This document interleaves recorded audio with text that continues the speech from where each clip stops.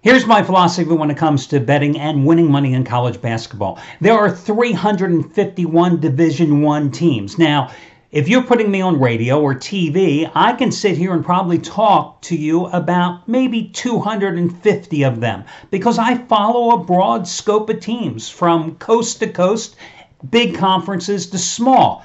But when it comes to investing, that's a different story. It's no different than when I play the market. Listen, when it comes to mutual funds, for example, I primarily deal with Vanguard funds for a number of reasons. But listen, Vanguard has 56 ETF funds. They have 129 mutual funds. Now, I'm familiar with just about all of them, but I don't play with my money in all of them. No. I've done my research. I've narrowed down the field. There are about 15 ETFs and there are about 20 mutual funds that over the years, those are the ones that I know inside and out, and those are the ones that I deal with repeatedly, moving my money around. Same thing with college basketball. There are about 40 teams max that I deal with, and those are the teams that I focus day in, day out, week in, week out. Now, since those 40, and maybe it's 45, 50, depending on the given day or week, since they don't play every single day, it's a very easy thing to handicap your weekday card, and even on a busy Saturday card, because sometimes you don't like all the matchups. But you've got a collection of, in this case, not funds, but teams that you're focused on.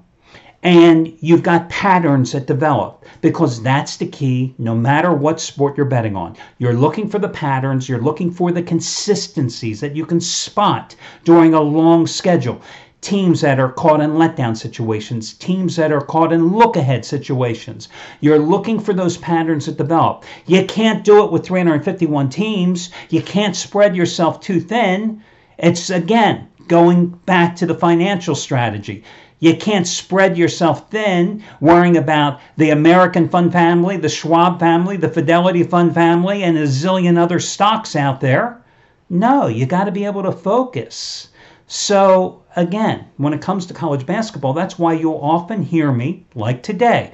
I'm going to talk about Northern Kentucky again, just like I did the other night. I'm going to talk about Colorado as one of your free picks again today. I'm going to talk about Middle Tennessee again, because I've found over the years that it's much better to focus on that narrow range of teams that you know inside and out, because this isn't me being on the radio and having some hosts from West Virginia wanting me to talk about the Mountaineers, which, hey, I can do it. We can hold a conversation about them, but that doesn't mean that I feel good about telling you how to invest on the West Virginia Mountaineers today. This is about winning money. And that's really the key to college basketball.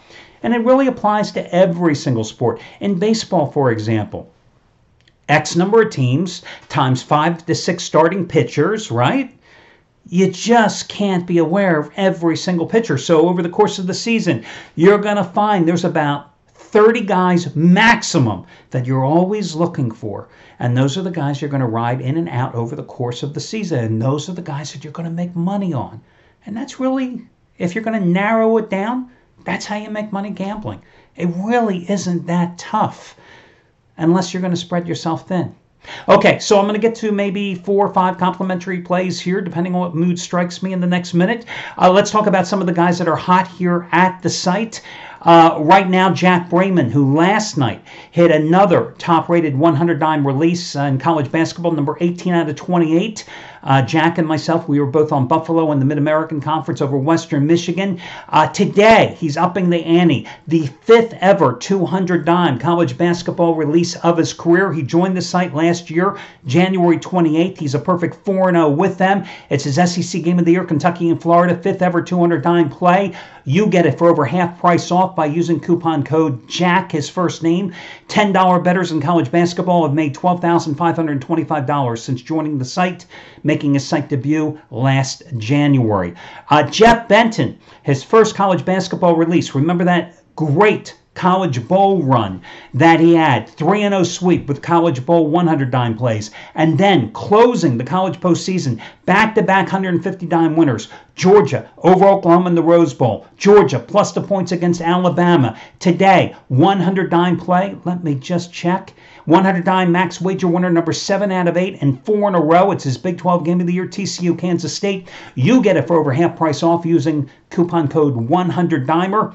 As for me, today, there is a game that I absolutely love on the card. It is not a big game on the card by any stretch of the imagination. It is Wright State at Wisconsin-Milwaukee. And probably 98% of you can't give me the nickname of both teams. Probably not. I love the game. And I am making it a 20 dime play. As you know, 99% of my plays are rated between 5 and 15 dimes. This is a 20 dime play. I created these sites a little over 15 years ago. This is the 19th 20 dime play in that stretch. So there you go. On my fingers and toes. I haven't even filled them up yet. This is the 19th 20 dime college basketball release in that 15 plus year stretch. I'm not telling you to bet next month's mortgage payment. I'm not telling you to take food off your table. I'm not telling you to eschew paying your Visa bill. I'm just telling you that's how much I like the game. So if you have a little extra, you put it down. I've won 3 out of 4 days this week. I've won back-to-back 10-dimers the past 2 nights on Colorado and Buffalo. I love the play. It's the half-price play of the day using coupon code HALF. And that's my deal today. So let's move on to your complimentary plays. Northern Kentucky, the Norse of Northern Kentucky. I used them on Thursday as a complimentary play, and they beat the hell out of Wisconsin, Milwaukee 91-64. This is a team that has really played extremely well. Now they're going to Wisconsin Green Bay. They are a 12.5-point favorite, and I am going to roll with them. Wisconsin Green Bay has lost 6 of their last 7 games. Their only win in that stretch was coming in overtime in their battle against their arch rivals, Wisconsin-Milwaukee. The Norse, 6-1 start in Horizon League play. A perfect 3-0 start in the Horizon Conference on the road. They won against Oakland on the road. They won at Detroit. I look at RPI and KenPom.com in terms of the rankings. Northern Kentucky is ranked 107 in the RPI department. 351 Division I teams. Wisconsin Green Bay, 341. KenPom.com. Northern Kentucky, 61. Again, 351 teams. Wisconsin Green Bay, 307. When I look at the adjusted offensive efficiency stats at KenPom.com, in terms of points scored per 100 possessions against the norm in college basketball, it's a convoluted stat, but I find that it is extremely valuable when it comes to handicapping games. Northern Kentucky, a very efficient team offensively, averages 14.8 points a game more than Wisconsin Green Bay. They also yield 9.9 points less per game. That's a 24.8 point differential. That is the biggest single differential of any game that I have personally handicapped so far this college season. So when you've got a near 25 point differential, I have no problem laying 12.5 points. There you go. So again, I've got a Northern Kentucky team that averages almost 81 points a game. They hit almost 49% of their shots. And they're on an 11-4 ATS roll on the road, and I'm going to lay the points with them. Another team that I've been riding here of late has been Colorado, and for damn good reason. You know, Colorado is a team that, much like Utah, when teams in the Pac-12 conference have to take that Rocky Mountain sojourn and they have to go play in altitude in Salt Lake City and in Boulder, that is tough for them to deal with. And you see teams going into that twosome, that little tandem journey. Teams like Arizona State, teams like Arizona, teams like Washington State here in the past couple of weeks, their coaches and their players, they all talk about that going into that road trip. And it doesn't work well generally. And Colorado has really played well. You know, first it started as a 9-point dog. They beat Arizona State in overtime. Then, as a 9-point dog, they upset Arizona. So then they go on the road and they get hammered at USC. But then last week, they upset UCLA as a double-digit dog. Then they come home a couple of nights ago. I had them as an 8-point favorite at home against Washington State, and they beat Washington State by 9. So now suddenly this is a team, because they have started to hit the 3-ball outside. Tad Boyle has gone to a lot more of a zone defense. They've really done a good job defending the perimeter. They've won 3 out of 4 games. They've won 3 straight at home, and I like them in this spot today at home against Washington. And let me just check to see how many points they are laying in this game. They are a 6-point favorite. Washington's coming off a 70-62 loss at Utah. They're playing in altitude again, a game in which they shot 2 for 18 from 3-point range. They only hit 38.5% of their shots overall. And I think it's a very difficult situation where you are playing back-to-back games in a short stretch in the high altitude. And I think it's even tougher when you go from Salt Lake City to Boulder as well. This is a Washington team that also lost its previous game at home to Stanford, 73-64. They're 1-2 on the Pac-12 road. Meanwhile, Colorado is off to a 3-0 start in Pac-12 play at home. They're 8-1 at home overall. Again, I'm going to lay the points with Colorado because the way the Buffs are playing right now, confident. 3 straight wins at home. I'm just doing the math here. Yeah, and 3 of 4 overall in conference play. I'm going to go with them. Also, Washington offensively has really struggled here. Last 5 games for the Huskies, they've only averaged 63 points. That's 11 less than they averaged on season. So they have really hit the skids here of late. And again, Colorado's been playing much better defensively. A couple of nights ago, I took personal responsibility. The only game that I've lost the last 4 days, I took responsibility for personally putting an end to Wichita State's 27-game home winning streak when they were upset by SMU a few nights ago. Yes, they were shocked. Bad pun, but you know, that's how it goes.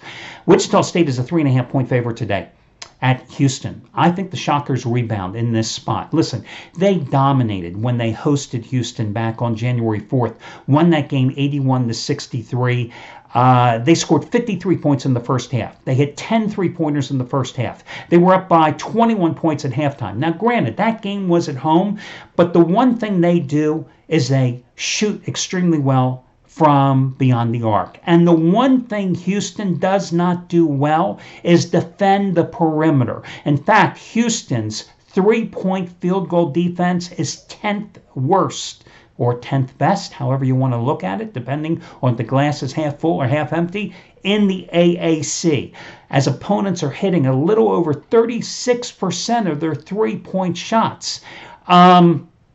This is a team that is 5-0. Wichita State already on the road this season. Yeah, I know Houston is 8-0 at home, but listen, when you look at these two teams at KenPom.com, Wichita State, because of its tougher non-conference schedule, its strength of schedule is 80 or 98th in the country. Houston's 207. And this is a Houston team that's coming off an 82-71 loss at Tulane. So some people will say maybe they got caught looking ahead to this game. I don't buy into this. And listen, this is also a Houston team that's 5-15 against the spread. The last 20 games it's played against teams with a winning percentage of over 600. That tells you that Houston plays well against teams it should beat, and against much better competition, it just doesn't deliver the bacon.